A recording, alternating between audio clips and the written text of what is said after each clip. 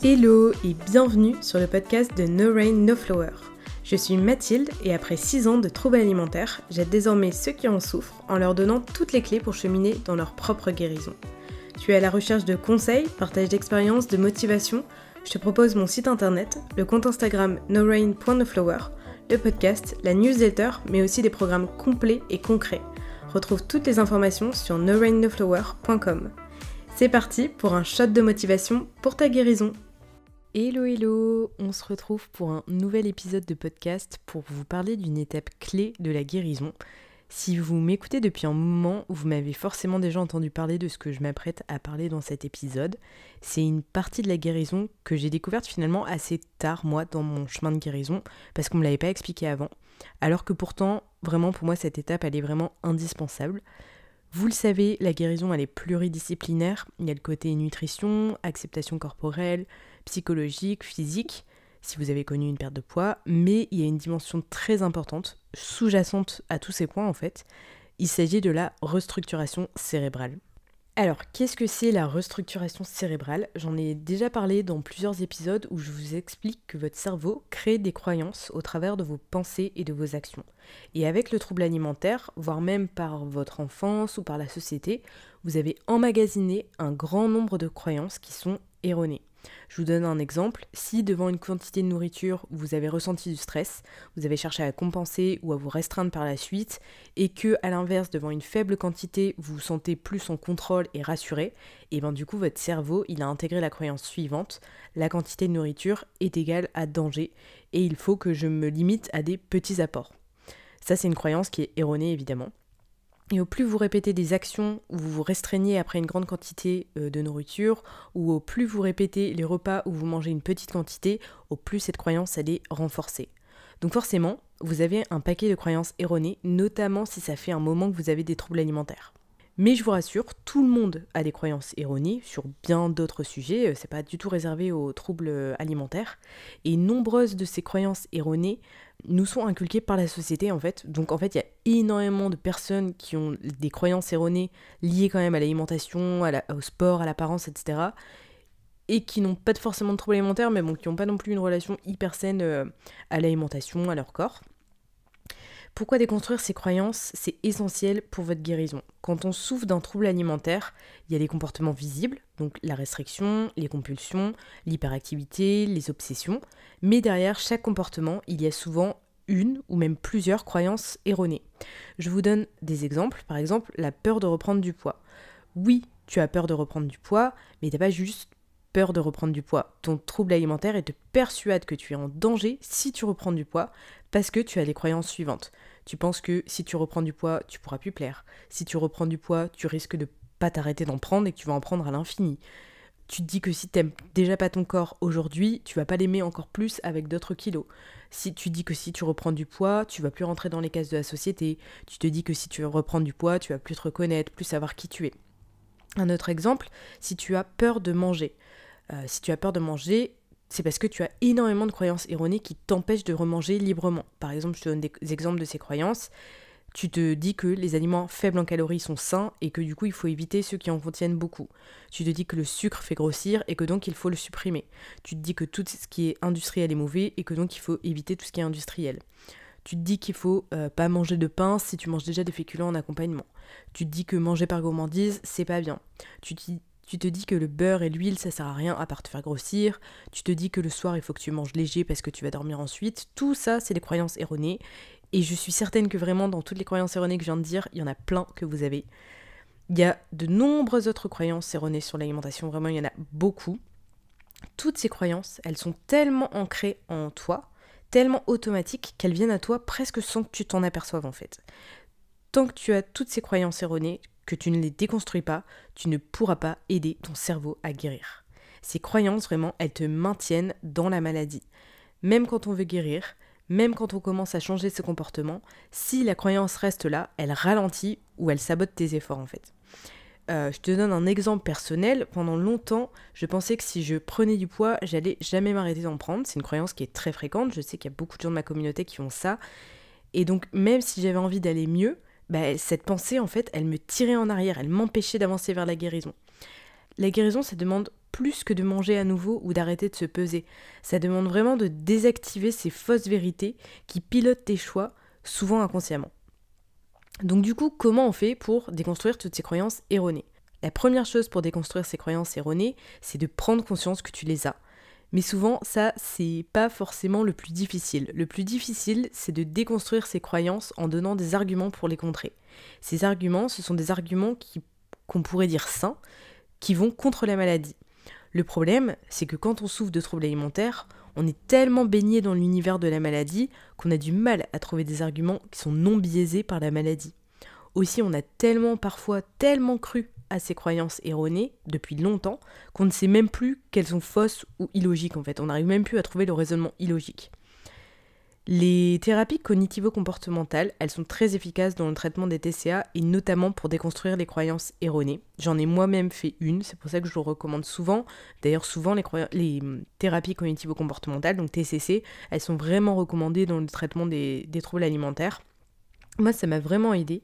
Mais finalement, on avait surtout vu certaines croyances erronées générales sur la maladie, mais c'était pas en profondeur. Je veux dire que j'ai pas déconstruit en profondeur les croyances précisément que j'avais sur l'hyperactivité, sur l'alimentation, sur ma façon de manger avec tous les tocs que j'avais, sur l'apparence, sur la prise de poids, sur la guérison, etc. Et clairement, à l'époque où j'étais malade, j'aurais eu besoin d'avoir un tas d'arguments pour contrer la maladie, des arguments que j'aurais pu relire, recopier, me redire pour me rassurer, parce que moi à l'époque j'avais besoin de me rassurer, j'avais besoin qu'on me répète les choses. Je cherchais à ce qu'on me rassure et qu'on me répète les choses pour contrer la maladie. Bon, je vais enfin en venir à ce que je voulais vous dire. J'ai enfin créé cet outil que j'aurais voulu avoir à l'époque pour déconstruire les croyances erronées du trouble alimentaire. En gros, il y a quelques mois, c'était même il y a plus d'1 an, parce que c'était au début de ma grossesse, donc c'était en mars l'an dernier, j'ai lancé un sondage. Peut-être que certains d'entre vous s'en souviennent, peut-être qu'ils l'ont reçu dans leur boîte mail ou sur Instagram, je l'avais partagé aussi en story. En gros, je vous demandais vos croyances erronées. Et là, j'ai reçu plein de réponses. Genre vraiment 200 personnes qui m'ont répondu, je m'attendais vraiment pas à ça. Et du coup, 200 personnes qui m'ont partagé plein de leurs croyances erronées. Et là, je me suis dit, waouh, vraiment, les croyances erronées, ça pollue la guérison. J'ai pris conscience encore plus que vous en aviez énormément. Et ce qui est dingue, c'est que toutes ces croyances-là qu'on m'a partagées, c'était toutes des croyances que moi j'avais à l'époque. En tout cas, 90-95% des croyances qu'on m'a partagées, c'était des croyances que moi-même j'avais à l'époque. Et je me suis rendu compte qu'aujourd'hui, j'en avais plus. Je les avais plus du tout, ces croyances-là. Donc c'était possible de déconstruire tout ça.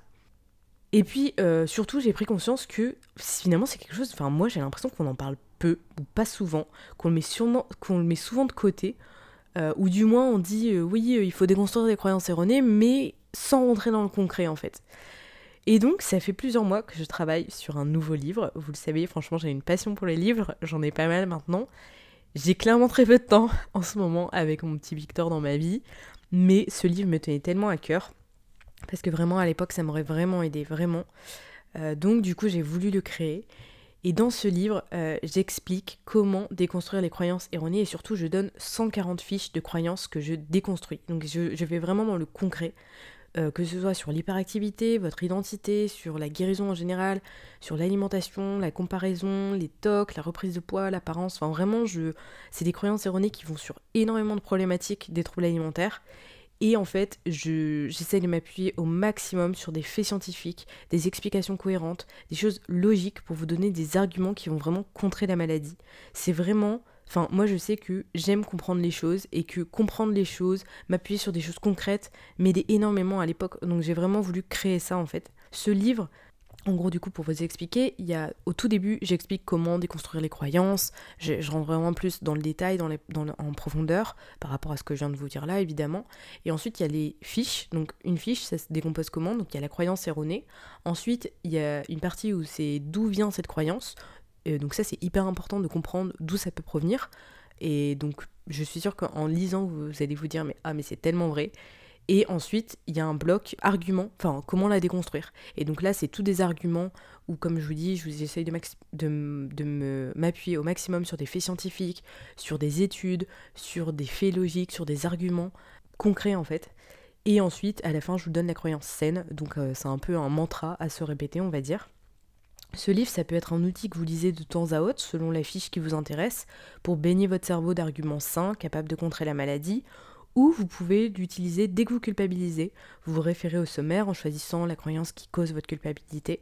Derrière chaque moment de culpabilité, il y a forcément une croyance erronée. Vraiment, ce livre m'aurait tellement rassurée à l'époque, vraiment.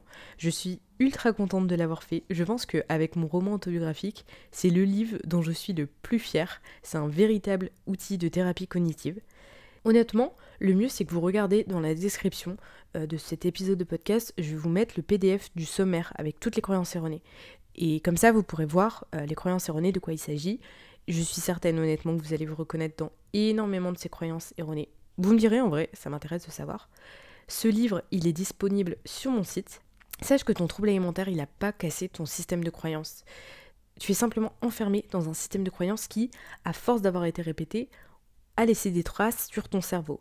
Mais voilà ce que j'aimerais que tu retiennes aujourd'hui, c'est que ton cerveau, il est plastique. Il peut se modifier, se reprogrammer, se réorganiser. C'est ce qu'on appelle la neuroplasticité. C'est la capacité du cerveau à créer de nouvelles connexions, à désapprendre des schémas nuisibles et à en apprendre des plus sains. Chaque fois que tu identifies une croyance erronée, chaque fois que tu choisis de penser autrement, tu poses une brique dans un nouveau chemin neurologique. Et ce sont ces petites briques, répétées jour après jour, qui construisent la guérison. Mon livre, donc qui s'appelle Déconstruire les croyances erronées du trouble alimentaire, il est disponible au format livre physique seul, au format e-book, donc en format PDF, ou en box Tech Care. Donc la box Tech Care, c'est un nouveau truc que j'ai sorti aussi. Alors là, pour le coup, c'est vraiment en format limité. Je pense que j'en ai 20 ou 25, pas plus, parce que c'est vraiment un peu un test que je lance. En gros, c'est le livre physique qui sera dédicacé. Et avec, il y aura 5 cadeaux en plus, aléatoires, pour 3 € de plus seulement par rapport au prix du livre. Donc dans ces cadeaux, il peut y avoir des bagues, des tatouages éphémères, des tatouages en forme de fleurs, des stickers de santé mentale, des stylos, des chouchous, des mini-carnets, enfin voilà, il y a tout ça.